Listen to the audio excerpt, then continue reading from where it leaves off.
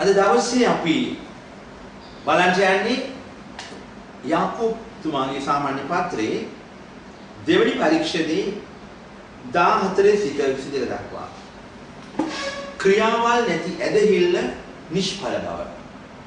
ක්‍රියාවල් නැති ඇදහිල්ල නිෂ්ඵල බව.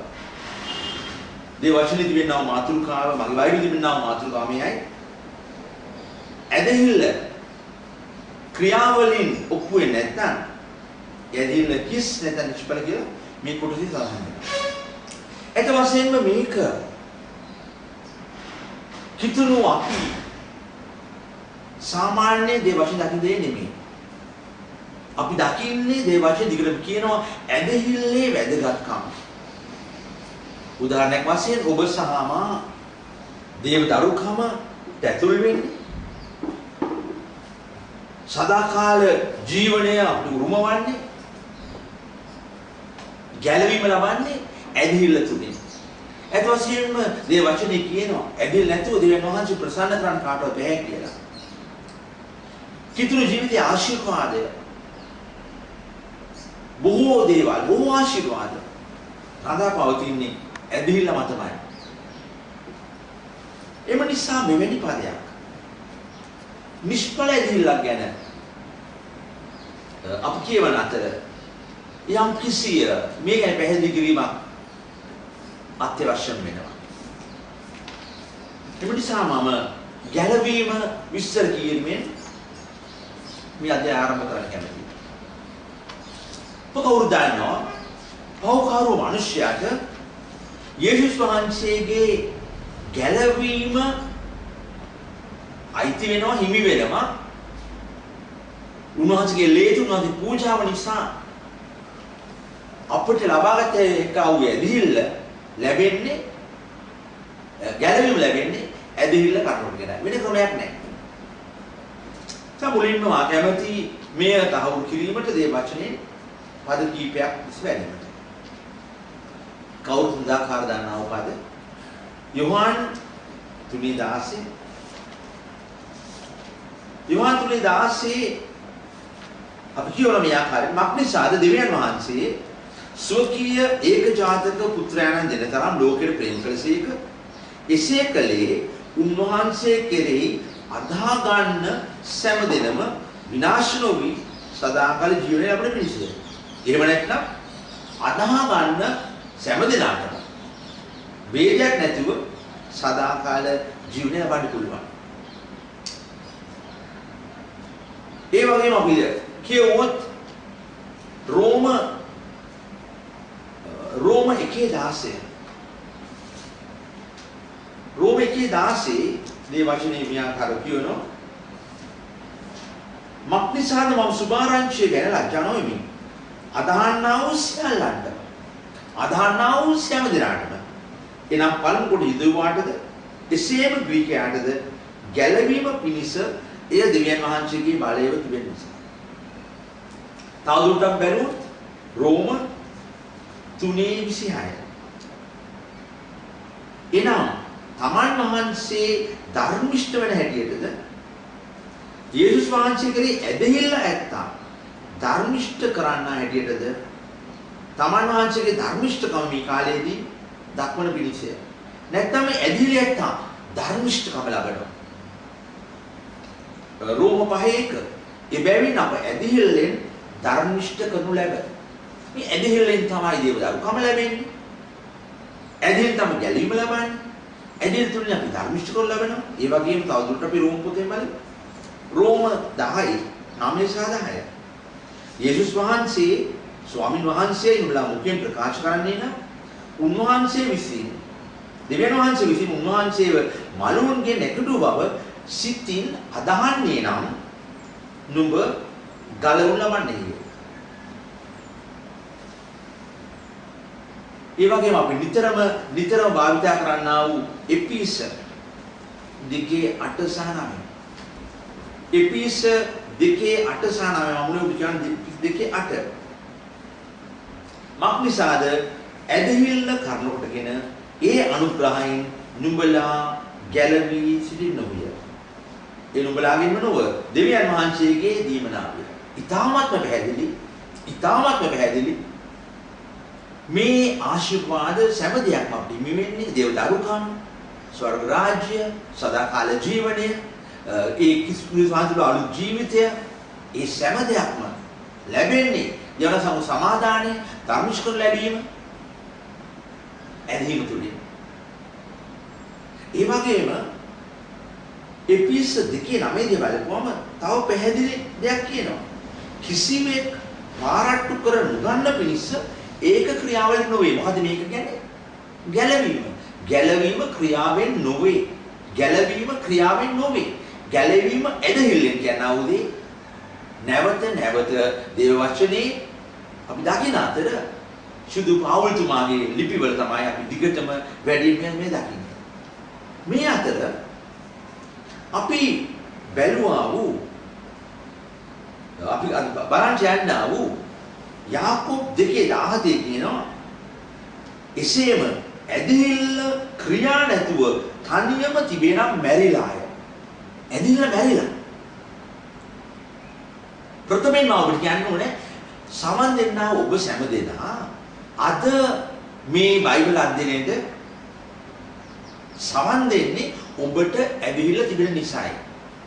යම් කිසි ඇදහිල්ල තිබෙන නිසායි සමහර අය ඇදහිල්ල තාමත්ම තියුණු ගැඹුරු අති විශාල සුවිශේෂ ඇදහිල්ලක් වෙන්න පුළුවන්. සමහර අය අලුතෙන් ඇදහිල්ලට පැමිණියා වෙන්න පුළුවන්. සමහර අය ඒ ඇදහිල්ලේ ඒ වර්ධනය ඇති වෙමින් වැඩෙන්නා වය වෙන්න පුළුවන්. පරිණතය වෙන්න පුළුවන්. නමුත් හැම කෙනෙකුටම යම් කිසි ප්‍රමාණයක ඇදහිල්ලක් තිබෙන නිසාම තමයි ඔබ සමන් දෙන්නේ. ඒ වගේම අපේ ආශිර්වාද මහිමාකායට සෑම දෙයක්ම කිතුණුවාට ඇති වෙන්නේ, හිමි වෙන්නේ, අයිති වෙන්නේ මේ ඇදහිල්ල තුලින්. මේ අතරේ වචනේ කියනවා ඇදහිල්ල ක්‍රියා නැතුව තනියම නම් මැරිලාය. මැරිලාය. අපි දන්නවා යම් කිසි දෙයකට එයක් මැරිලා නම් ඒක නිෂ්ප්‍රයෝජන දෙයක්. ඒකේ වැඩක් නැහැ. අපගේ අපි අමගහක් කියනවා. ඒ අමගහ මැරුණා නම් ඒ අමගහෙන් ප්‍රයෝජනයක් ඵල එන්නේ නැහැ. ඉතින් මෙවැනි දෙයක් මේ වචනේ තියෙද්දි එක පාඩම අපේ හිතේ ඉන්නා උදේ තමයි මේ ගැන්වීම් දෙක ප්‍රතිවිරුද්ධ නේද? සිදු පාවුල්තුමා කියනවා ගැලවීම ක්‍රියාවලින් නොවේ. ඇදහිල්ලෙන් පමණයි ඇදහිල්ලෙන් ගැලීම ලබනවා කියලා. ඒකම යාකෝබ්තුමා අපි ස්වාමීන් වහන්සේගේ සහෝදරයා යෙරුසලම් සභාවේ නායකයායිලා. එතුමාගේ ලිපියේ කියනවා ඇදහිල්ල ක්‍රියා නැත්නම් මැරිලා කියලා. මේ ඉගැන්වීම් දෙක ප්‍රතිවිරුද්ධද? එහෙම නැත්නම් මේ දෙක කොහොමද අපි එකට ගලපගන්නේ? ඇදහිල්ල සහ ක්‍රියා අතර සම්බන්ධකම් කුමක්ද? අද වෙනවාද මට වගේ පෙන්නුවේ. මේ ගැන පැහැදිලිව ඔබට තේරුම් ගැනීම පිණිස ඔබට කියා දෙන්නයි. එම නිසා අද මේ අධ්‍යයන මාධ්‍යවල වෙන මාතෘකාව බයිබලයේ තිබෙන මාතෘකාව ක්‍රියාවල් නැති ඇදහිල්ල නිෂ්ඵල බව කියලා තිබෙන අතර මම කියනවා ඇදහිල්ලෙන් ක්‍රියා කරමු කියලා. මම කැමති මේ මාතෘකාවේ අපි සෑම දිනම කිතුණු අපි ඇදහිල්ලෙන් ක්‍රියා කරමු. හොඳයි. මේ ඔබට තේරුම් ගැනීම පිණිස අපි ක්‍රියා කළ යුත්තේ කොහොමද කියලා බැලීම පිණිස අපි බලමු ගැලවීම ලබා ඇති දේව දරුවෙක් ක්‍රියා කළ යුත්තේ කොහොමද කියලා. මොකද ගැලවීම ලැබෙන්නේ ඇදහිල්ලෙන්. તો දැන් දේව දරුකම අපි ලැබිලා තිබුණා, ගැලවීම ලැබිලා තිබෙනවා. එහෙනම් අපගේ ජීවිතය මොන ආකාර ක්‍රියාවලින් සමානිත යුතුද කියලා අපි ඉස්ලාම් තේරුම් ගන්න වෑයම් කරමු. ඇත්ත වශයෙන්ම ගැලවීම ක්‍රියාවලින් ලබා ගන්න බැරි වන අතර ඒ ගැලවීම ලබාගත කෙනෙකුගේ ජීවිතේ මහා විශාල වෙනසක් ඇති වෙන්නම තිබෙනවා. ගැලවීම ලබන්න පෙර ඔහු හිටිය අන්ධකාර රාජ්‍ය දේව දරුකම නෙමෙයි, දේව දරුවෙක් හැටියට නෙමෙයි. නමුත් දැන් ඔහු දේව දරුකම ලබලා ආලෝකයේ රාජ්‍ය පුරවැසියෙක් වෙනවා. දේව දරුවෙක් වෙනවා. එහෙමනම් ඔහුගේ ක්‍රියාවේ, ඔහුගේ ජීවිතයේ, ඔහුගේ හැසිරීමේ, ඔහුගේ කතාවේ, ඔහුගේ සිතීමේ, ඔහුගේ ආකල්ප වල අති විශාල වෙනස්කමක් ඇති වෙන්නම තිබෙනවා.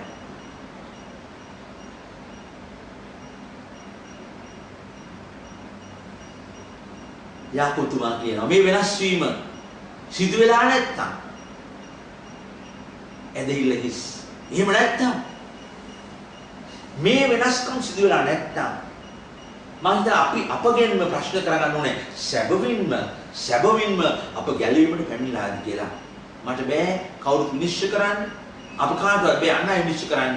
නමුත් සැබවින්ම ඔබ දන්නවා ඔබ දෙවියන් වහන්සේට ඔබගේ ජීවිතයේ සම්පූර්ණ කැප කළාද, භාර කළාද, උන්වහන්සේ පිළිගත්තද කියලා. ඔබ දන්නවා, දෙවියන් වහන්සේ දන්නවා. වෙන කිසි කෙනෙක් 100% දන්නේ නැහැ. එම නිසා අපි ගැලවීම ලැබුවා වූ කෙනෙක් හැටියට මිනිස්යන් දකින්න පුළුවන්, උන්ට පෙරෙන්න පුළුවන්. අපි දේවස්ථානයට එනවා. අපි දේවස්ථානයේ නමස්කාර කරන පමණක් නෙමෙයි අපි නොයෙක් නිලතල දරනවා, සේවය දෙනවා. නමුත් අපි කෙතරම් උන්වහන්සේගේ දරුකමට ඇතුල් වෙලා නැත්නම් සැබවින්ම ඇතුල් වුණාද, කෙතරම් උන්වහන්සේ කැපුණාද කියලා දන්නේ ඔබ සාමාන්‍යයි. ඒ ප්‍රකාශ කරන මුදික දෙකින් ක්‍රියාවලින් ප්‍රකාශ වෙන්න බෑ. එම නිසා නැවතත් මම කියනවා මුලින්ම ඔබට පෙන්වන්න යනවා ගැලවීම ලබා ඇති කෙනෙකුගේ ජීවිතයේ ඇතිවෙනා වූ මූලික වෙනස්කම්. තමයි මේ වෙලාව තුල මට අදහස් කරන්නේ මේ වෙනස්කම් දෙකක් පමණක් ඔබ ඉදිරියට වෙන්නට. හැසිරීම තුල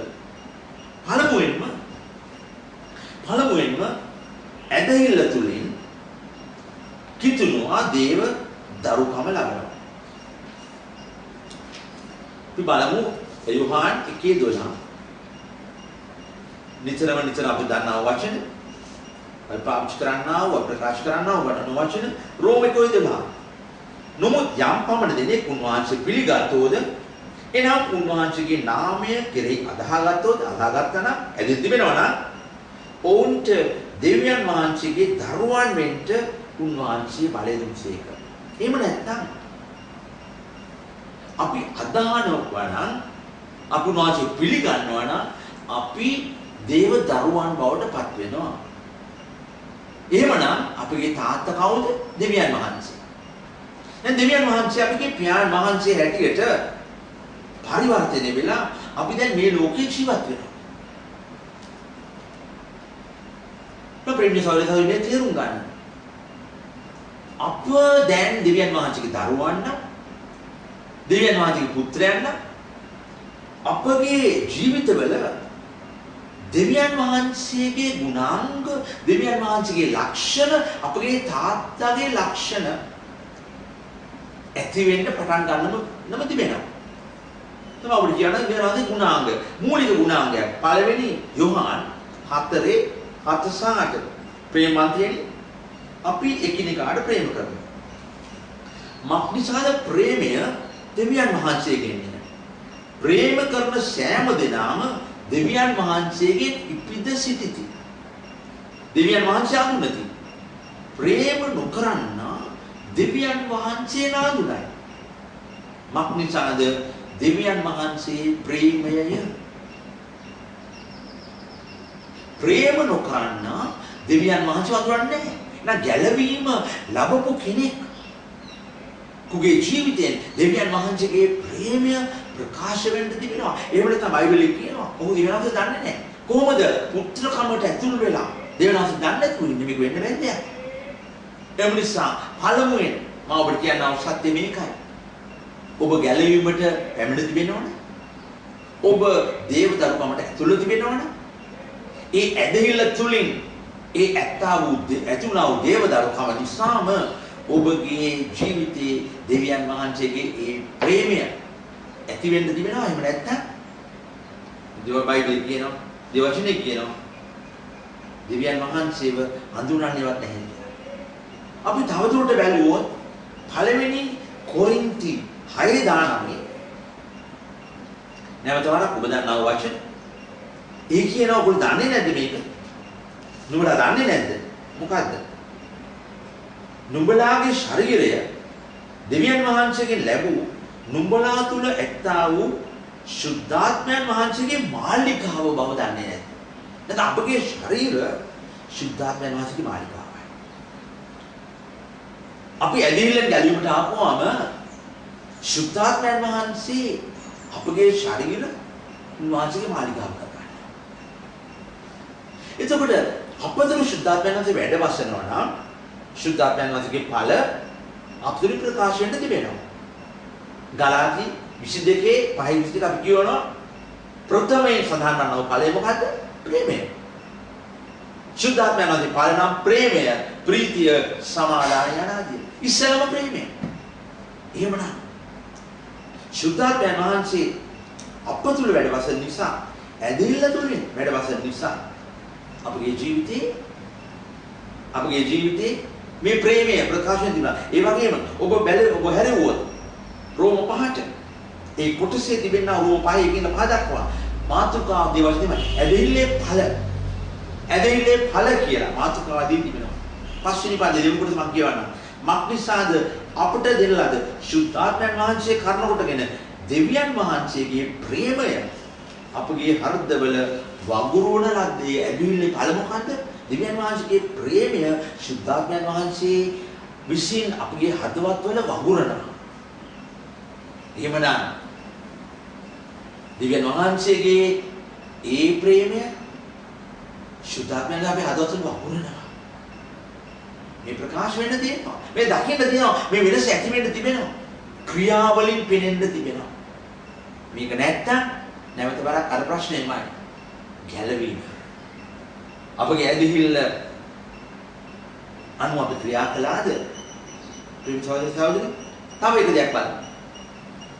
අපි බලමු පළවෙනි යෝහන් 5:11 සහ 12. පළවෙනි යෝහන් 5:11 සහ 12. මේ බොහෝ වචන ඔබ දන්නවා කියලා මම විශ්වාස කරනවා. දැන් නැත්තම් මේව ඉගෙන ගන්න. කටපාඩම් කරන්න, තේරුම් ගන්න යන වචන මොකක්ද කියන්නේ කියලා. ඒ සාක්ෂිය නම් දෙවියන් වහන්සේ අපට සදාකාල ජීවනය දුන් බවය. අපගේ සාක්ෂියයි දෙවියන් වහන්සේ සදාකාල ජීවනය අපිට දීලා තිබෙනවා. ඊළඟට කියනවා ඒ ජීවනයද තමන් පුත්‍රයන් තුල තිබේ. ඒ ජීවනය තිබෙන්නේ යේසුස් වහන්සේ තුල. පුත්‍රයන් වහන්සේ ඇත්තාට ඒ ජීවනය ඇත. දෙවියන් වහන්සේගේ පුත්‍රයන් ඇත්තාට ඒ ජීවනය නැත. යේසුස් වහන්සේ ඇති කෙනාට ජීවනය තිබෙනවා. යේසුස් වහන්සේ නැති කෙනාට ජීවනය නැහැ. එවනම් අපි ජීවන තිබෙන නිසා අපිට යේසුස් වහන්සේ තිබෙනවා. ශුද්ධාත්මයන් වහන්සේ අපගේ ශරීරය මාලිකාවක් කරගෙන තිබෙනවා. අපි දෙවනදේ දරුවෝ බවට පත් වෙලා තිබෙනවා. ඒකම එහෙනම් යේසුස් වහන්සේ අපට ඇත්නම් අප තුළ ඉන්නවා නම් එහෙනම් උන්වහන්සේගේ තරුණාංගික අපි බලමු. යෝහන් 10:11 යෝහන් 10:11 මෙන්න මේ ගුණාංගය මොකද්ද? මම යහපත් වැටුපෙඩේරාය. යහපත් වැටුපෙඩේරා තමාගේ ජීවිතය බැටළුවන් උදෙසා දෙන්නේ. යේසුස් වහන්සේගේ ප්‍රේමය පූජා වීමේ ප්‍රේමය. බැටළුවන් උදෙසා ජීවිතය දෙන තරම් ප්‍රේමය. සප්‍රේමී සහෝදරයෝ මම ඔබ ඉදිරියට බලනවා පළවෙනි කාරණා තමයි ගැලවීම ලැබූ අයගේ ජීවිතේ දෙවියන් වහන්සේගේ ප්‍රේමය, යේසුස් වහන්සේගේ ප්‍රේමය, ශුද්ධාත්මයන් වහන්සේ වගුරුවන්නා වූ ඒ ප්‍රේමය, ශුද්ධාත්මයන් වහන්සේගේ ඵල, ඒ ප්‍රේමය කියන උදේ අප තුලින් ගලා යා යුතුමයි.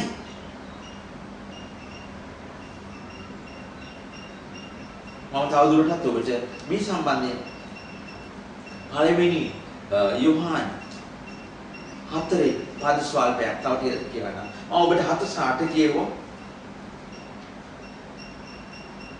මම තව ඔබට දුරට කියන්න 11 12 20 21 පදේ. ප්‍රේමන්තයනි දෙවියන් වහන්සේ අපට මෙසේ ප්‍රේම කළේසේක් නම් අප විසිනුත් එකිනෙකාට ප්‍රේම කළ යුතුය. කිසිවෙක් කිසි කාලයක දෙවියන් වහන්සේ දුටුවේ නැත. අපි එකිනෙකාට ප්‍රේම කරනු නම් දෙවියන් වහන්සේ අප තුල සිටිනසේක. නැත්නම් ප්‍රේම කරනවා එකෙන් පෙන්නන්නේ දෙවියන් අප තුල ඉන්නවා. ප්‍රේම කරන්නේ නැත්නම් ඔබ හිතා ගන්න. උන්වහන්සේගේ ප්‍රේමයද අප තුල සම්පූර්ණ වී තිබේ. පළවෙනි යෝහන් 4:20-21 දෙවියන් වහන්සේට ප්‍රේම කරමි කියා තමාගේ සහෝදරයට වෛර කරේ නම් ඔහු බොරුකාරයෙක්. මක්නිසා තමා දුටු සහෝදරයට ප්‍රේම නොකරනවා නම් තමා නුදුරු දෙවියන් වහන්සේට ප්‍රේම කරන්නට ඔහුට නුකුලවන. දෙවියන් වහන්සේට ප්‍රේම කරත නැත්තේ තමාගේ සහෝදරයාට ප්‍රේම කරාවා. යන මේ ආඥාව අපි උන්වහන්සේගෙන් ලැබීමු. ප්‍රේමී සහෝදර සහෝදරි. ප්‍රේමී සහෝදර සහෝදරි. මෙන්න දෙවියන් වහන්සේගේ ප්‍රේමය නැත්නම් ගැලවීම ලැබුවා වූ ඇදහිල්ල තුලින් ගැලවීම ලැබුවා වූ කෙනෙකුගේ ජීවිතයේ තිබිය යුතු අති විශේෂ අනිවාර්ය ලක්ෂණය. දෙවියන් වහන්සේගේ ප්‍රේමය ඕකින් කලා යන. දැන් බලමු එහෙනම් මේ යාකෝබ් තුමා මොකද මේ කියන්නේ කියලා. යාකෝබ් 2:15 කියනවා සහෝදරේ නෝත් සහෝදරියක් ඇඳුම් නැතු දවස් පුතා කෑම නැතුව සිටිද්දි නුඹලාගේ යමි සමාදානෙන් ඵලයල්ලා උණුසුම් වෙයල්ලා කෑම කා තෘප්තියට පැමිණලා ඒ උන්ට කියනවා මිස ශරීරයට ඕනෑ දේවල් නොදෙනවා නම් මොන ප්‍රයෝජනයක්ද?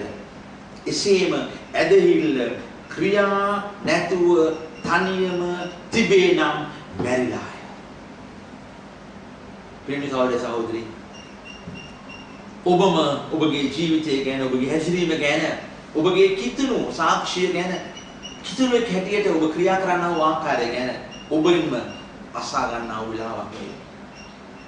ඊටාම පැහැදිලි දෙයක් වහන්සේගේ වචනේ කියනවා. අපගේ සමාහන වෙන්න පුළුවන්. ඔබගේ ඥාතියෙක් වෙන්න පුළුවන්, ඥාතීන් වෙන්න පුළුවන්.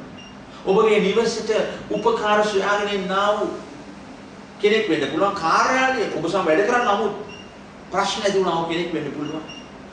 නොඑක ආකාර මිනිස්යන් සමග අපිට ගැටෙන්න තිබුණා, ගැවසෙන්න තිබුණා, ක්‍රියා කරන්න තිබෙනවා. ඔවුන් සම්බන්ධයෙන් අප ක්‍රියා කරන්නේ ප්‍රේමයක් නැතුව නම් දිවනාතිගේ වචනේ කියනවා. ඔබගේ ඇදහිල්ල හිස්. ඔබගේ ඇදහිල්ල හිස් කියලා කියන එක අතර මම මේ දකින්නේ. සැබවින්ම ඔබ අදහලා දෙවියන් වහන්සේට මුළු හදවතින් ජීවිතේ බාර දුන්නා නම් සුද්ධාත්මයන් වහන්සේ ඔබගේ ශරීරේ වාසික මාලිකාව කරනවා. ඔබගේ හදවතේ දෙවියන් වහන්සේ සුද්ධාත්මයන් වහන්සේගේ මේ ප්‍රේමය වගුරනවා. උන්වහන්සේගේ ඵල ඔබගේ ජීවිතේ ප්‍රකාශ වෙනවා. යේසුස් වහන්සේගේ පූජාවේ ප්‍රේමයෙන් පොඩ්ඩක් හරි අපගේ ජීවිතේ මිනිස්සු පොඩ දකින්න ආරම්භ කරනවා. එහෙම වෙන්නේ නැත්නම් ඒ වචනේ කියනවා ඔබගේ ඇදහිල්ල හිස් කියලා, මැරිලා කියලා. මේ ගැන සොයන්න අයිතියක් තියෙන ඔබටමයි, ඔබ ගැනම. ඒ නිසා අපි දැන් බලමු දෙවියන් වහන්සේ මොනවද කියලා කියන්නේ මේ තවදුරට. මේ වචනේ දානමින් පදිමවුන් කියනවා. ඇත්තේ එකම දෙවියන් වහන්සේ බව නුඹ විශ්වාස කරන්නේ කියන. නුඹ කරන එක හොඳය. මේ කියන්නේ ක්‍රියාවල් ඇති කියන එක කියන්නේ. නුඹ කරන එක හොඳය. යක්ෂයෝ විශ්වාස කර වේවුලති. යක්ෂයෝ විශ්වාස කර වේවුලති. ඒ වගේම විශාල පදයේ ආත්මය නැති ශරීරය මැරී තිබෙන්නාක් මෙන්ම ක්‍රියාවලින් වෙන් වූ ඇදහිල්ල මැරී තිබේ. එතෙන්ද කියනවා යක්ෂයෝ උන්වහන්සේ ගැන අදහලා වෙවුලනවා කියලා. දැන් මම මේ ඇදහිල්ල කියන වචනේ අපි භාවිත කරන විදිහ අනුව අපි තේරුම් ගන්නා ආකාරය අනුව අපි පොඩ්ඩක් යක්ෂයෝ අදහනවා දෙවියන් වහන්සේ කියලා මම ඔබට කියන්න. මොකද ඒ තේරුම කියලා. සමහර විශ්වාස කරනවා සාධාරණ අතර මම ලොකු වෙනසක් වෙන්නේ නැහැ. මම මේ ප්‍රශ්නේ පාවිච්චි කරන්න ඔබට තේරුම් කිරීම නිසා.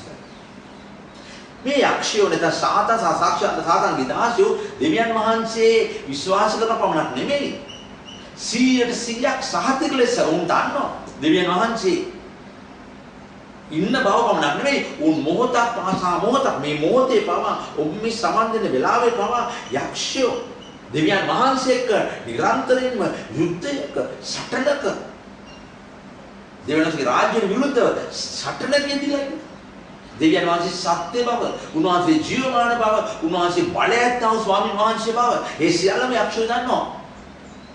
ඔවුන්ට ඒ කියන්නේ ඇදහිල්ල තිබෙනවා, විශ්වාසය තිබෙනවා. එහෙනම් මොකද නැත්තේ? ඔවුන් මෙතන උන්ගේ හිසෙන්, උන්ගේ මොළෙන්, උන්ගේ මනසින් දෙවියන් වහන්සේ ඉන්න බව දන්නවා, අදහනවා. එහෙනම් මොකක්ද නැත්තේ? සමන් දෙනා ඔබ සෑම දිනක් මා කියවා කම වෙලා ගන්න තේරුම් ගැනීමට. ඔබ සැබවින්ම දන්නවා. ඒක ඔබ සමන් දෙන්නේ. දෙවියන් වහන්සේට මම විශ්වාස කරනවා. ඔව් මම දෙවිකම දෙවියන් වහන්සේ විශ්වාස කරනවා. ඔබ මෙතන විශ්වාස කරනවා. නමුත් ඔබ මෙතන දීලා තිබෙනවද? හදවත දීලා තිබෙනවද? යක්ෂයා දෙවියන් වහන්සේට හදවත දීලා නැහැ. යක්ෂයා මනසින් දන්නවා. හදවත බාර දීලා නැහැ. ඉතින් කනගාටුවෙන් මම කියන්නේ ඉරිදාවක් පාසා ඉරිදාවක්. දේව නමස්කාරයට යන්නා වූ කිතුණුවන් මේ ආකාර යට ක්‍රියා කරන කිතුණුවන් බොහෝ සිටින බව මම හිතන්නේ ප්‍රකාශ කිරීමේ වැරදි කියලා. බොහෝ කිතුණුවන් උන් දෙවියන් වහන්සේ විශ්වාස කරනවා. උන් මොළයෙන් දන්නවා, මනසින් දන්නවා, උන් සිතෙන් දන්නවා. නමුත් උන් පල්ලි යනවා, නමස්කාර කරනවා, සභාවේ ක්‍රියාශීලී වෙනවා, ක්‍රියාත්මක වෙනවා, නොයෙක් දේවල් කරනවා. නමුත් හදවත බාර දීලා නැහැ. ප්‍රේමී සහෝදර සහෝදරියෝ, ඊටමත් යටහත්ව ඔබගෙන් ඉල්ලා සිටිනවා. ඔබ සැබවින්ම ඇදහිල්ලෙන් ගැලවීම ලබා තිබෙනවද? ඔබගේ ජීවිතය දෙවියන් වහන්සේ බාර දී තිබෙනවා. එසේ කර නැත්නම් අදම බාර කරන්න.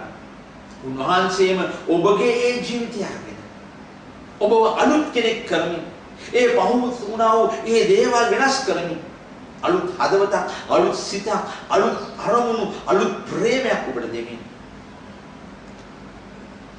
ඔබගේ ජීවිතේ ක්‍රියා අනිත් මනුෂ්‍යයන් දකින්ට ආරම්භ වෙන්න. හොඳයි. සහෝදරයෝ බලමු එහෙනම් මේ යාකෝබ්තුමා මේ තව දුරට විස්තර කරන්නද? මම කැමති ඒ ඔබට මතකයේ තබා ගැනීම පිණිස පින්තූර දෙකක් හැටියට ඉදිරිපත් කරන්න. 15 සහ 16 යාකෝබ් 2:15 සහ 16 මම දකින්නේ මේ සුදු සමායින්ද මේ යාකෝබ්තුමා ලස්සන පින්තූරයක් අඳිනවා. මේ පින්තූර දෙකක් අඳිනවා කියලා ඊළඟ පද දෙකේ. මේකයි වන්දිනව පින්තූරය. මෙන්න ඉන්නවා එක ඉතාමත්ම හොඳින් ජීවත් වෙනව පවුලක්, කිතුණු පවුලක්, භක්තිවත් පවුලක්. ඔවුන් දැන් රෑ කෑම සූදානම් කරලා ඉතාමත්ම රසවත් ආහාර සැමදයක්ම තිබෙනවා. ඔවුන් දැන් ගිහිල්ලා ඉඳගන්නේ මේ රූපවාහිනී ඉස්සරහ තමයි ඉඳගන්නේ මේ කෑම කන්න. කෑම කන්න ඉඳගෙන ඉතමත් රස පෝෂණ නේ හොඳ හැම අතින්ම ඉතාමත්ම රසවත් ආහාර තිබෙනවා. අවශ්‍ය සෑම දෙයක්ම තිබෙනවා. උන් ඉදිරි දැන් රූපවාහිනිය දාපුවම උන් බලලා හිටපු BBC News එක CNN News කියලා නිකන් හිතපො. ඕන් දකින්න මොකද්ද වෙන්නන්නේ? සොමාලියාවේ ඛණ්ඩ නැතුව මිනිස්සු කුසගින්නෙන් මැරෙනවා. පොඩි ළමයි ඇෆ්ගනිස්තානයේ වෙන්න පුළුවන්, ටැන්සේනියා වෙන්න පුළුවන්, සුඩානයේ වෙන්න පුළුවන්. මේවා දැකලා මේවා දිහා බලලා ඕන් කියන අනේ පව්, අනේ අසරණ ළමයි කියලා. සමහර වෙලාවට ඔවුන්ගේ ඒ කෑම කන් දිස්සෙල්ලා මේ අසරණ අය ගැන අනේ ස්වාමී ඔවුන්ට සපයන්න කියලා යාචනා කරලා ඔවුන් කනවා. අත වශයෙන් මේක විතරට කියන්න පුළුවන්. ඔවුන්ගේ හදවතේ යේසුස් වහන්සේ ඉන්නවා.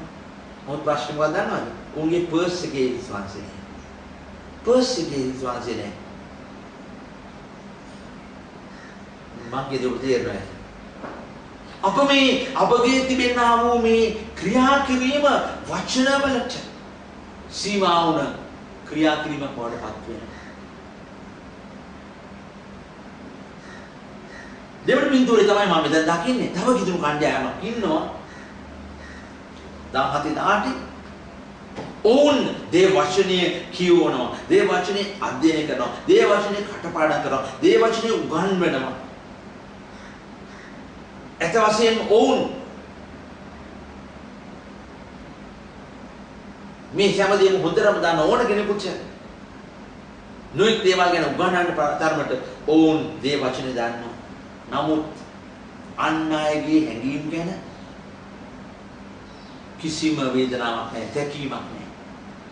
අන් අයගේ තිබෙන උණයිත් වෙන පසුබිම, මේ දුෂ්කරතාවයන් ගැන අවබෝධයක් නැහැ. දැනගන්න ඕන කමක් නැහැ. ඔවුන්ගේ අවශ්‍යතා, ඔවුන්ගේ අත්දැකීම් මේ කිසිම දෙයක් ගැන තැකීමක් නැහැ, ප්‍රේමයක් නැහැ, හැඟීමක් නැහැ.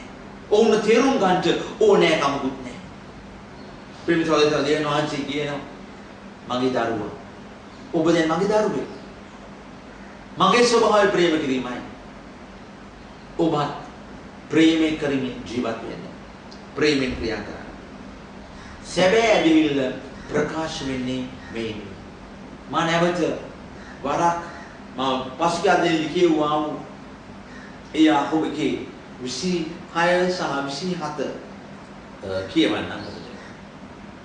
යමෙක් තමාගේ දිව යටත් කරනෝගෙන තමාගේ සිත රවටා ගනිමින් තමා භක්තිවන්තයෙක්යි සිතන්නේ නම් ඔහුගේ භක්තිය හිස්ය.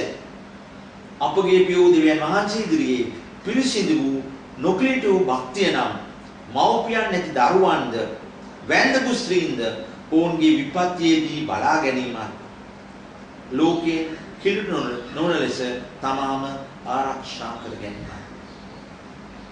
නොකිලිට වූ භක්තිය නම් මව්පියන් නැති දරුවන්ද වැන්දපු ස්ත්‍රීන්ද ඔවුන්ගේ විපත්තියේදී බලා ගැනීමත් නැත්නම් ප්‍රේමයෙන් ක්‍රියා කිරීම. හොඳයි. එතකොට මේ ප්‍රේමය අපුල් නැත්තම් මේ ප්‍රේමය ප්‍රකාශ වෙන්නේ නැත්තම් මේ කොටසේ කියනවා අපේ භක්තිය හිස්. අපගේ ඇදහිල්ල මරුණාම ඇදහිල්ල. ක්‍රියා නැති ඇදහිල්ල නිෂ්ඵල. මම ඔබට කියනවා අපි අදින්න ඇදහිල්ලෙන් ක්‍රියා කරමු. ඇදහිල්ලෙන් ක්‍රියා කරමු. ඇදහිල්ලෙන් ප්‍රේම කරමු. අදහන නිසා ප්‍රේම කරමු. අදහන නිසා දෙවියන් වහන්සේ අපි පරිවර්තනය කරයි. මේ ප්‍රේමයේ කලයන් සලස්වමු. දෙවෙනි දේ තමයි මම කැමති 21 සහ 22 කියවන්න. අපගේ පියෝ ආබ්‍රහම් තමාගේ පුත්‍රෝ ඊසාක් පූජාසනයේ පිට ඔප්පු කළ විට ක්‍රියාවලින් ධර්මිෂ්ඨ කොට ගණන් ගනු ලැබුවා නොවේද? ඇදහිල්ල ඔහුගේ ක්‍රියාවල් සමග ක්‍රියා කළ බවත් ඇදහිල්ල ක්‍රියාවලින් සම්පූර්ණ බවත් නුඹට පෙනේ. නැත්තම් දෙවෙනි දේ තමයි ඇදහිල්ල ක්‍රියාවලින් මෙතන ඇත්තට ක්‍රියාවලින් කියන එක අපි දකිනවා කීකරු කමෙන් ප්‍රකාශ වෙන තිබෙනවා.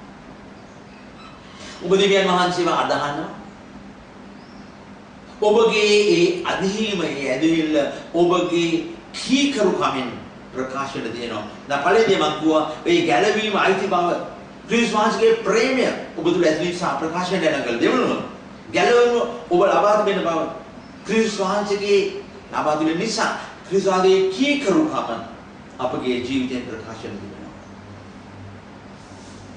කීකරුකම දෙවියන් වහන්සේගේ කීකරුකම. මම ප්‍රශ්නය අහුවොත් ඔබ කීනේ කැමතිද දෙවියන් වහන්සේ ප්‍රසන්න කරන්නට ප්‍රසන්න ජීවිතය ගත කරන්න කියලා? ඔබ ඉන්න ස්ථානයේ ඔබ අතෝසවන්න කියලා මම විශ්වාස කරනවා. ඔබගෙන් බොහෝ දෙනෙක් ඔබගේ අතිසර වැඩක් නැහැ කවුරුත් දකින්නේ නැහැ කියලා. නමුත් ඔබ අතිසන්න පුළුවන් සමහරයි. මම කැමති දෙවියන් වහන්සේ ප්‍රසන්න ජීවිතයක් ගත කරන්න කියලා. මම ඔබට අහුවොත් ඒක අත්‍යවශ්‍යම මොකද්ද කියලා? බොහෝ දේවල් අවශ්‍ය වෙනවා. නමුත් දේ වචන එක දෙයක් අත්‍යවශ්‍යම හැටියට ප්‍රකාශ කරනවා. ඉබ්‍රේව 11යි ඇදහිල්ල නැතුව උන්වහන්සේ ප්‍රසන්න කරන්න නුඹුල වෙනවා. ඒ ඇදහිල්ල නැතුව කොහොමද බෑ? එමුනා උන්වහන්සේව ප්‍රසන්න කරන්නට ඔබ කැමති නම් අප කැමති නම් අප කැමති නිසා ඒ ඇදහිල්ල කියන දේ අපේ ජීවිතෙ වෙන්න ඕනේ. අපි කවුරුද දන්නවා මේ අතර ආබ්‍රහම් අපි කුඩා කලින් ළම අපි ගණන්නේ අපි සලකන්නේ අපි පිළිගන්නේ ඇදහිල්ලේ පියා ලෙසයි. ඒ ආබ්‍රහම් ඇදහිල්ලේ පියා ලෙස අප සලකන්නේ අපි පිළිගන්නේ ඒ වචනේ කියපු ගන්න. ඇයි? මොකද්ද ඔහුගේ ලක්ෂණ? ඒ ඇදහිල්ලේ ප්‍රතිඵලය උනේ මොකද්ද? අපි බලමු. ඒ ඇදහිල්ල තුල ආබ්‍රහම් ක්‍රියා කළා. මෙතන ඒ වෙත යාකෝබ්තුමා අපගේ අවධානය යොමු කරනවා ආබ්‍රහම් වෙත. අපි බලමු මුලින්ම උප්පත්ති 22 අපි හොඳටම දන්නා වූ සිද්ධියක් කතන්දරයක්. අපි හැමෝම දන්නවා මේ නොදන්නා කෙනෙක් නැහැ.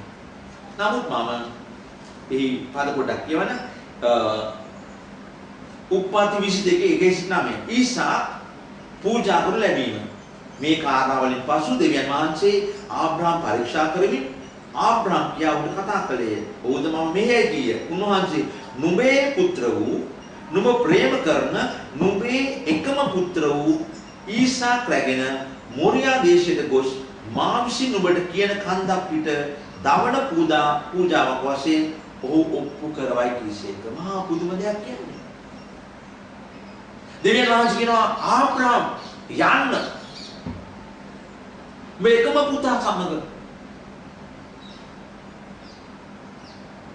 එකම පුතා කියන්නේ උඩ ඉස්ලා පුතේ කිට ඉස්මායිල්. නෝ මේ එකම පුතා කියන්නේ පොරොන්දුවේ පුතා. පොරොන්දුවේ එකම පුතා. පොරොන්දුව තිබුණේ ඉසාක් තුනේ. සාරාගේ පුතා. එකම පුතා. නුඹ ප්‍රේම කරන. මා දෙනවා කියන වචනේද? නුඹ ප්‍රේම කරන නුඹේ එකම පුත්‍ර වූ ඉසාක්. කන්ද පිට දමන පූජාවක් වශයෙන් කරන්නේ. 9 වෙනි 8 9 10 මම කුඹරි ගන්න. ආබ්‍රහම් මාගේ පුත්‍රය දැන් උකන්ද නැගලා දෙවියන් වහන්සේම දවන පූජාවක් පිණිස බැටළු පැටයා සපයා ගන්නවා ඇතයි කීවේ. මෙසේ ඔහු දෙදෙනා එක්ව ගොස් දෙවියන් වහන්සේ ඌට කී ස්ථානෙ පැමුණේ නැහැ. එවිට ආබ්‍රහම් එහි පූජාසනේ ගොඩනගා දර පිළිවෙලින් තබා තම පුත්‍ර ඊසාක් බැඳ පූජාසනයේ උඩ දර පිට තැබුවේ. මොකද මේ ආබ්‍රහම් කරන්නේ? දෙවියන් වහන්සේ කිව් ස්ථානට යනවා පුතත් අරගෙන පූජාසනයක් ගොඩනගනවා ඒ කන්ද. ඊට පස්සේ ඒ දර පිළියෙල කරලා පුතාව බඳිනවා. බැඳලා ඒ දර පිට පුතාව තබනවා.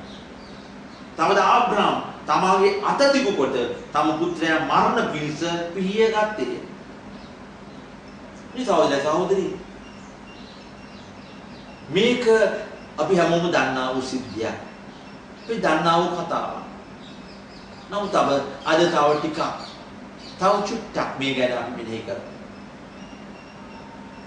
අපි මොහොතක් බලමු උප්පත්ති 17 දෙය. උප්පත්ති 17 15 සිට 19 දක්වා. තව දෙවියන් වහන්සේ ආබ්‍රහම්ට කතා කොට 15 මම කියවන්නේ නුඹේ භාර්යාව වූ සාරායිට වනායි සාරායි යන නාමය නොකියව. ඇයගේ නාමය සාරා වන්නේ. මම ඇයට ආශිර්වාද කරන්නේ. කවුද මේ කියන්නේ? දෙවියන් වහන්සේ. තවද ඇයගෙන් නුඹට පුත්‍රයෙකු දෙන්නෙමි. එසේ මම ඇයට ආශිර්වාද කරනවා. කියනවා මම පුතෙක් දෙන්න යනවා සාරාට.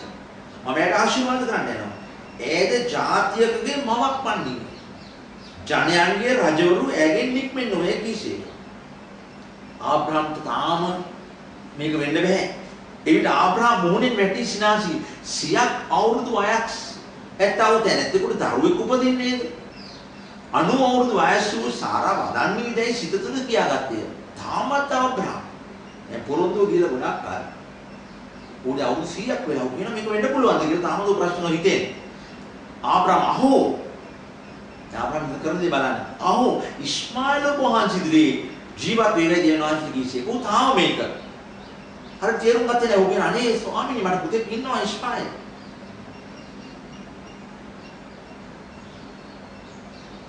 දෙවියන් වහන්සේ දෙනවා තු ආයත් කියන ආබ්‍රහම් සැබවින්ම නුඹේ භාර්යාව වූ සාරා නුඹට පුත්‍රයෙක් වදන්නේ කියන සැබවින්ම මම පොරොන්දු වුණා මම ඒක කරනවා ආබ්‍රහම් වදන්නේ නුඹ ඔහුට ඊසාක් යන නම තබා ගන්න නමත් කියනවා. ඔහුගෙන් පසු ඔහුගේ වංශයට සදාකාල ගිවිසුමක් කොට මාගේ ගිවිසුම ඔහු සමග පිහිටවන්නේ. දෙවියන් වහන්සේ කියනවා සාරාට පුතෙක් ලැබෙන්න යනවා ඔහුට ඊසාක් කියන්නේ සදාකාලයටම මේ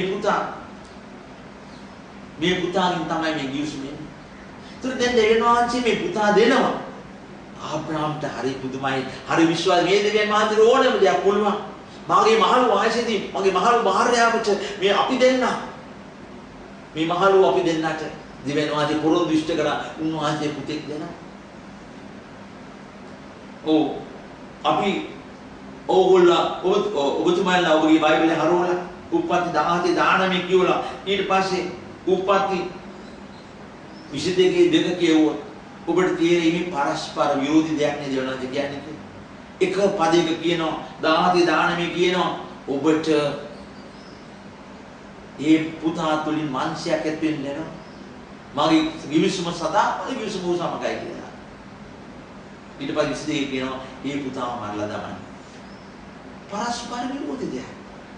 ආබ්‍රහම් මොකද විශ්වාස කරන්නේ?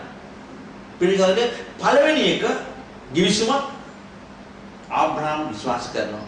දෙවෙනි එක දෙවියන් වහන්සේගේ නියෝගයක්.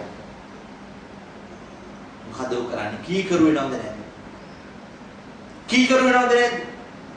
මෙන්න පොරොන්දුවක් තිබෙනවා ඉස්සලම.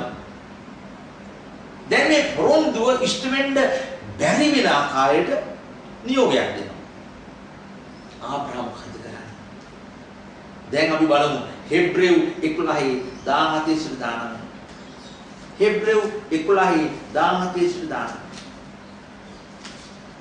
මොකද එතන වෙන්නේ? ආබ්‍රහම් පරීක්ෂා කරන ලැබුව කල ඇදහිල්ලෙන් ඊසාක් පූජා කළේය. ඔය ඇදහිල්ලෙන් කීකරු වෙනවා. මොකද එසේ කළේ එසේය නුඹේ වංශය ප්‍රකාශ වන්නේ ඊසා ගෙන්යයි. යමකුට කියන ලදේද ඒ පොරොන්දු සන්තෝෂයෙන් පිළිගත් වූ එවනදි පොරොන්දු නම් ඊසාගෙන් තමයි ආශිර්වාද දෙන්න යන්නේ කියලා. ඔයක සන්තෝෂයෙන් පිළිගත්තා. පිළිගත් වූ තමාගේ ඒකජාතික පුත්‍රයා පූජා කරමින් සිටියේ. මලමුන්ගෙන් පවා නැගුටුවන්ට දෙවියන් වහන්සේට පුළුවනයි ඔහු කල්පනා කොට. මෙන්න බලන්න. දෙවියන් වහන්සේ පොරොන්දුවක් දෙනවා. දැන් දෙවියන් වහන්සේ ඔහුට කියනවා ඊට විරුද්ධ දෙයක් වගේ දෙයක්. නමුත් ඔහු විශ්වාස කරනවා. දෙවියන් වහන්සේට ඕන දෙයක් පුළුවන්. ඒ නිසා මට තියෙන කීකරු වෙන්න පමණයි. ඇදහිල්ලේ කීකරුකම ප්‍රේමීය සහෝදරය සහෝදරි. ඇදහිල්ලේ කීකරුකම. මම ඔබට වෙලා කියනවා ඔබ අදහනවා නම් ඔබ කීකරු වෙන්න. ඒ ක්‍රියාවේ ඔබ දෙනාද ඔබගේ ජීවිතේ ඔබට හිතන්න බැරි තරම් මහා පුදුමාකාර දේවල් ඔබ අත්දකින්න. මම අද කැමති ඔබට මගේ අත්දැකීම් කීපයක් සිද්ධීන් කීපයක් කතන්දරයක් දෙකක් කියන්න. විනාඩි 20ක් පමණ ඉච්චලා ගන්න එකක් නෑ. විනාඩි 10ක් පමණ මම. ඔබේ කාලය ගනිමින් මම මේ වැදගත්කම ඔබට කියා දෙන්න කැමතියි. මට මතකයි අපේ සභාවේ එක කාලයක බොහෝ අන්‍ය නොඑක පසුබිම් වලින් ආපු අය කිතුණු පවුල් වලින් උපත නොලැබුව අය ගැලවීමට පැමිණුණා. මට මතකයි එක පවුලක් ගැන ඔවුන්ගේ ඇදහිලි තාමත්ම ශක්තිමත් තිබුණා. ඔවුන් ඒ සංස් පිළිගත්තා. ඔවුන් බෞද්ධත්ව කරලා ලැබුවා. නිතර මමයි මගේ භාර්යාව උන් බලන්න ගියා. ඔවුන්ට උපදෙස් දුන්නා, ඔවුන්ට ඉගැන්නුවා. ඔවුන් ආසාවෙන් ඉඳ ගත්තා. ඔවුන්ට ඉගැන්නුවා ඒක මූලික පදයක් තමයි මතෙව් 6:33. පළමු කොට දෙවියන්ගේ රාජ්‍යයේද උන්වහන්සේගේ ධර්මිෂ්ඨකම් සොයන. මොවුන් සැබවින්ම ඇදහිල්ලෙන් ඒත් කී කරුණා. නමුත් ඔවුන් ආර්ථික විදාමත්ම ශක්තිමත් තැනක නෙමෙයි හිටියේ. මෙහෙම ඉඳ ඇද්දි ඔවුන් ආර්ථික විදාමත්ම අර්බුදයකට උන් අසු වුණා. ඔවුන්ට දැන් ජීවිතේ ගෙනියන්න හරි අමාරුයි.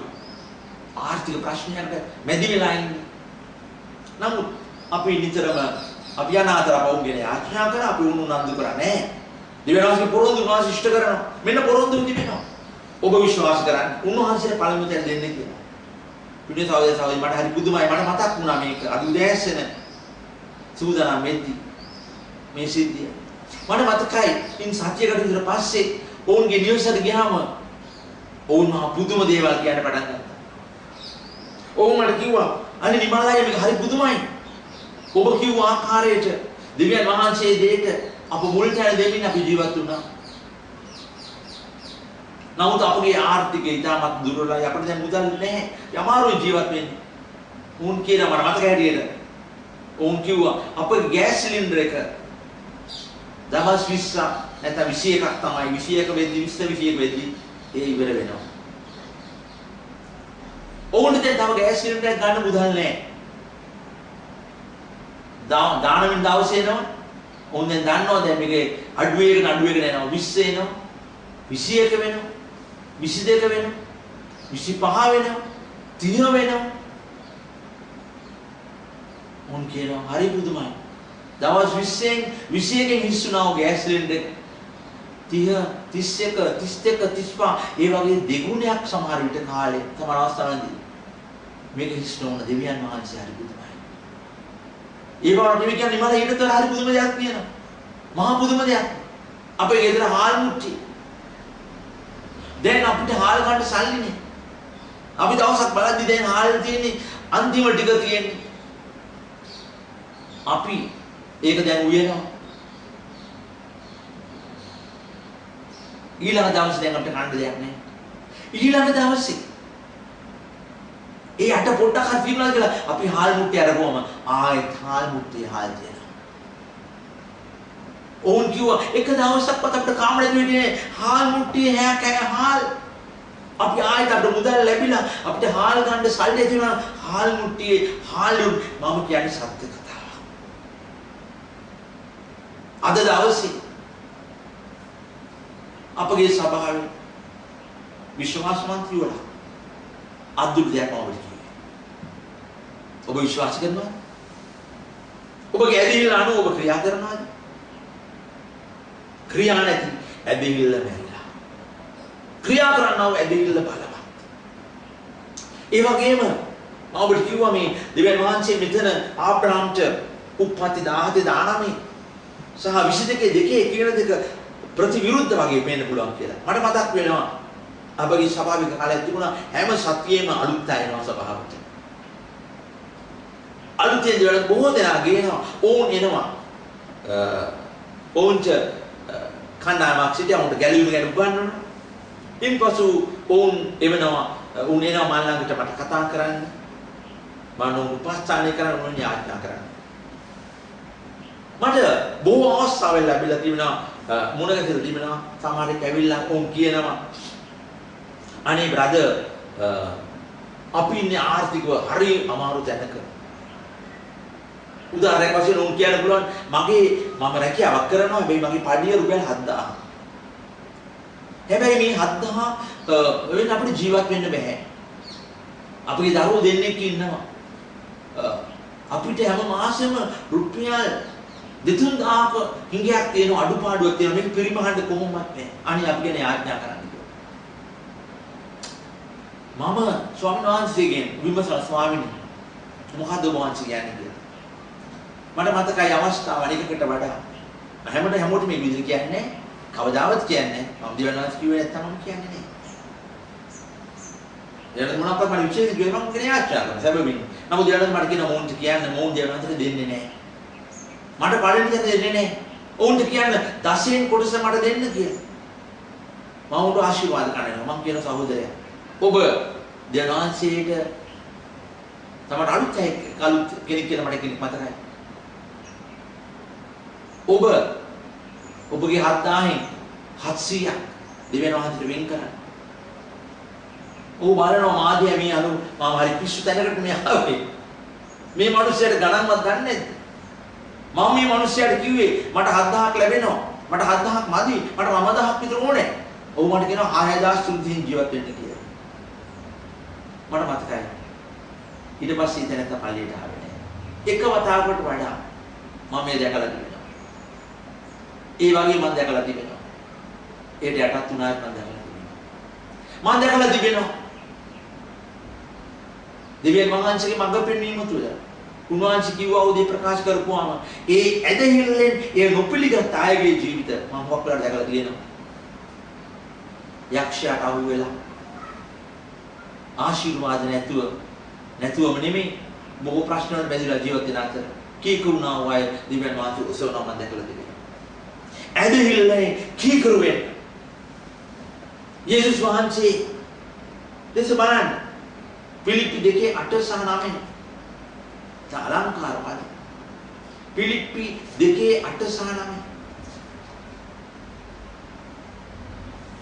මක්නිසාද තමයි මම පිලිප්පි 2:8 සහ 9. මනුෂ්‍යකාරයෙන් සිටිය කලත් මම තව කලින් කියවන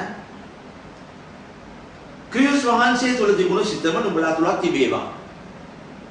උන්වහන්සේ දෙවියන් වහන්සේගේ මම කියන්නේ පහේ ඉඳලා පිලිප්පි 2:5 සිට උන්වහන්සේ දෙවියන් වහන්සේගේ රූපාකාරය දරසේ දෙවියන් වහන්සේ සමානව සිටීම Taman විසින් අල්ලාගෙනම සිටිය යුතු වස්තුවකයි නොසිතා ඒ ඉවත් කර දාසයෙකුගේ ස්වරූපයගෙන මනුෂ්‍යයන්ගේ සමානත්වයට පැමිණිසේක. මනුෂ්‍යාකාරයෙන් සිටිය කල මරණය එසේය කුරුසියේ මරණය දක්වා කීකර වූසේක.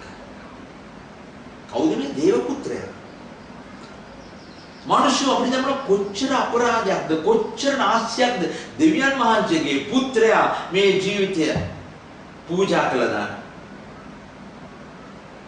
කුරුසිය දක්වා දැන් ඉබැවින් මොකද මේ වෙන්නේ කියන්නේ? උන්වහන්සේ කුරුසිය දක්වා කීකරු වුණා. විශ්වාස කළා. ඇදහැව්වා. පියාණන් වහන්සේගේ කැමැත්ත බලය ඇදහුවා කීකරු වුණා. ඉබැවින් දෙවියන් වහන්සේ උන්වහන්සේ ඉතා උසස් කොට සියලු නාම වලට වඩා උසස් නාමය උන්වහන්සේට දුන්සේක.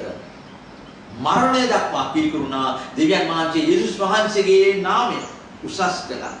එසේ කලේ ස්වර්ගයේද පොළොවේද පොළොව යට සියල්ලන් යේසුස් යන නාමයෙන් දන නමන පිණිස.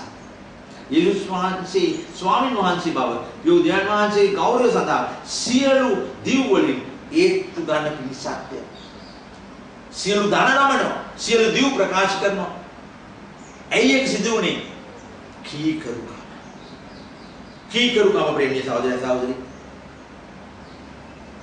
ඔබ අදහනවා නම් ඔබ ගැලීම් ලැබුව දේව දරුවෙක් නම් මම ඔව් කියලා විශ්වාස කරනවා. උන්වහන්සේ කීකරු වෙන්න. දෙවියන් වහන්සේගේ වචනයට කීකරු වෙන්න. මාදි කිව්වම කතන්දර තමයි කියන්නේ. අන්තිමට කී. එක්තරා සභාවක් තිබුණා ශ්‍රී ලංකාවේ නෙමෙයි. ඒක අතිවිශාල සභාවක්. අපි හිතමු මේ සභාවේ 500ක් පමණ සෙනඟ නමස්කාර කළා. ඒ සභාවේ ඒ දේවගැතුමා ඉතාමත් උගත් දේව ධර්මයේ ගැන ඉතාමත් ඉහළටම ඉගෙන ගත්තා වූ දක්ෂ දේශකයෙක් වෙන්නේ. ඒ සභාවේ මේ 500 පවුම් සංඛ්‍යාව ටිකටම පැමුණා. ඒ සභාවේ ලොකු වර්ධනයක් තිබුණේ නැහැ, වැඩිවීමක් තිබුණේ නැහැ. මේ දේවගැතුමාගේ ඉතාමත්ම ඉහළ මට්ටමේ ඉගැන්වීම නිසා මේ පල්ලියට සෙනඟ මේ සභාව එක විදිහට සාර්ථක සභාවක් හැටියට පිළිගන්න ලැබුවා. මෙසේ තිබුණු සභාවේ එක දවසක් අලුත් සහෝදරයෙක් මේ පල්ලියට ආවා. දුගී වැඩි ඉගෙන ගන්න කෙනෙක් නෙමෙයි. අලුත් කෙනෙක් මේ ප්‍රදේශයට පැමිණුවා. පැමිණි දවසේ දේවගැතුමා දේශනා කළේ මතෙව් 6:33 පුටාගෙන. පළමු කොට උන්වහන්සේගේ රාජ්‍යයේද උන්වහන්සේගේ ධර්මිෂ්ඨ මනුස්සයන් මේ සියල්ල නුඹලා දෙන්න ලබනවා කියලා. මේ කාන්තාවට මේක තරයේම ඇගේ හදවතට මේක වැදුනා. ඇය මුළු හදවතින් මේක පිළිගත්තා. ඇය මොකද කරන්නේ? ඇගේ ජීවිතයේ හැම දෙයකදීම දෙවියන් වහන්සේගේ රාජ්‍යය සොයනවා, උන්වහන්සේගේ ධර්මිෂ්ඨකම සොයනවා, උන්වහන්සේගේ කැමැත්ත සොයනවා, උන්වහන්සේට කීකරුව ජීවත් වෙනවා. වෙඩි කලක් ගියේ නැහැ. ඇයට දෙවියන්ගේ ආශිර්වාද කරනවා. ඇගේ මේ ආර්ථික ඒ නොයෙක් දේවල් වලට ආශිර්වාද කරන්න පටන් ගත්තා නෙමෙයි. සභාවේ ඒ පළාතේ ඒ අවශ්‍යතියා වූ අය ඇගේ නිවසේ ඉන්න පටන් ගත්තා. ඇයට කතා කරන්න. ඇයට කියලා ආශා කරව ගන්න. ඇගේ උපදෙස් ලබා ගන්න. මේ ආකාරව වෙඩි කලක් යන්නේ ඉස්සෙල්ලා. ඇගේ ගෙදර චුට්ටි යාඥා කණ්ඩායමක් වගේ මේක එන්න එන්න වැඩි වෙනවා. මේක දේවදත්තුමාට ආරංචි වුණා. මේක ප්‍රශ්නයක්. අනේ සභාව යම් කිසි විනයක් තිබෙනවා. සභාව තුල තවත් පුංචි සභාවක් දෙන්න බෑ. ඔහු හිතුවා මම මේ ඉස්විර මම කතා කරන්න ඕනේ. එයි මේ තවත් පුංචි කණ්ඩායමක් සදාගන්න තිබෙන්නේ. ඇත්තේ මේ සදාගත්තේ නැහැ ඉබේම දෙවනවා ශිෂ්‍ය කලාවෝදයා. එක දවසක් දේව මෙහින් පස්සේ දේවගතුමා අවිස්ති කාමරේට ගියාම ඔහු හම්බ වෙන කෙනෙක් කියනවා කවුද එන්නේ මේ සහෝදරය? ඇවිල්ලා කියනවා දේවගතුමා මට ඔබට පොඩ්ඩක් කතා කරන්න ඕනේ. දේවගතුමා හිතනවා හොඳයි මම අද මෙයාට කියන්නම් මම කියලා දෙන්නම් කියලා. මේ ලාභේ දේවගතුමා මුලින්ම අහලා මොකද්ද ඔබට කියන්න තියෙන්නේ? ඇයි ඔබ ආවේ? මේ සහෝදරය කියනවා දේවගතුමානේ නේ මම මේ පල්ලියට ඇවිල්ලා තාම ටික කාලයි. මම ආපු දවසේ ඔබතුමා ඉතාමත්ම අලංකාර දේශනාවක් කරා මති වහයතිස්තුම. පළමු කොට උන්වහන්සේගේ රාජ්‍ය. ඔබට මම ස්තුති කරනවා. මම මුළු හදවතින් ස්තුති කරනවා මේ දේශනාව ගැන. මම මගේ ජීවිතේ මම මේ ක්‍රියාවට නැංගුවා දිව්‍යන් වහන්සේ මට ආශිර්වාද කරනවා. බොහෝ අය මගේ ගෙදරට දෙනවා. මම ඕන්ගෙන ආශිර්වාද කරනවා. මගේ ගෙදර මගේ පවුල මගේ හැමදාම ලොකු වෙනසක් වෙලා තියෙන්නේ. කියලා. ඒකිනෝ දේවගතුමානි මම මට පොඩි ප්‍රශ්නයක් තියෙනවා. මොකද මේ ප්‍රශ්නේ? දේවගතුමානි ඔබතුමා මේ පදේ විශ්වාස කරනවා. ඔබතුමාත් දේවගතුමා කියන්නේ මේ පදය ගැන මම කොච්චර දේශනා කළාද මෙනවා. මේ පදය ගැනම අනේක වාරයක් මම දේශනා කළාද. මම හොඳටම දන්නවා මම ගැඹුරටම දන්නවා. මොකද වහනව ප්‍රශ්නේ කිතේරුමක් නැති ප්‍රශ්නයක්. එයානේ ස්වාමීන් මට සමාවෙන්න දේවගතුමාණන් කියලා යනවා නේද? නෝ දේවගතුමාගේ හදවතෙන් කාවේද? මම මේක දේශනා කරනවා. මම මේක ප්‍රකාශ කරනවා. මම හැමෝටම කියනවා. නෙමෙයි මම මේක දේශනා කරනවා. මේ බයිබල් වල දේවල් මම දේශනා කරනවා. නමුත් මේ කාන්තාව මේ වචනේ සත්‍යය අත්දකින්න කියලා මට කියනවා. මමත් අත්දකින්නවාද කියලා. ඕගෙන අහන්න පටන් ගත්තා. ඔහු දනින් වැටෙනවා. දෙනවදොට කතා කරනවා. ඔහුගේ අනේ ස්වාමීනි මට සමාවෙන්න. අනේ ස්වාමීනි මම මේ වචන අදහනවා කියලා මම ප්‍රකාශ කරන ක්‍රියාවෙන් මගේ ජීවිතේ මේ සිදු වෙනා මට සමා වෙන්න. ඔහු පටන් ගන්නවා. ඔහුගේ ජීවිතේ ස්වාමීන් වහන්සේ උන්වහන්සේගේ රාජ්‍යයේ උනා ධර්මිෂ්ඨකමට ප්‍රථම ස්ථානයේ දෙන්න. ඊටමත් මේකමනේ ඒ සභාවේ පිබිදීමක් ඇති වෙනවා. පින් සහෝදරයෝ ඔබට තේරෙනද ඔබ කුඩා කෙනෙක් වෙන්න පුළුවන්. ඔබගේ ඇදහිල්ල අනුව ඔබ ක්‍රියා කරන්නේ ඔබගේ ජීවිතය වෙනස් වෙයි. ඔබගේ ස්වභාව වෙනස් වෙයි. ඔබගේ පරිසරය වෙනස් වෙයි. දේනාසේ ඔබ පාවිච්චි කරයි. මට දිනව වේලා මම විශ්වාස කරනවා. ගිලිහි යනවා නම් සමවෙත් නවත්තනවා. ඔබ ඇදහිල්ලෙන් ගැලීම ලැබුව කෙනෙක් හැටියට උන්වහන්සේගේ ප්‍රේමය ඔබ තුල ගලයන් තියෙනවා. ඇදහිල්ලේ කීකරු කම තුල උන්වහන්සේගේ ආශිර්වාද ඔබට හිමි වෙලා තිබෙනවා. අපි අද තීරණය කරමු මම ඇදහිල්ලෙන් ක්‍රියා කරන්න යනවා කියලා. මේ ස්වාමීන් වහන්සේම ඔබට උපකාර කරන්නේ.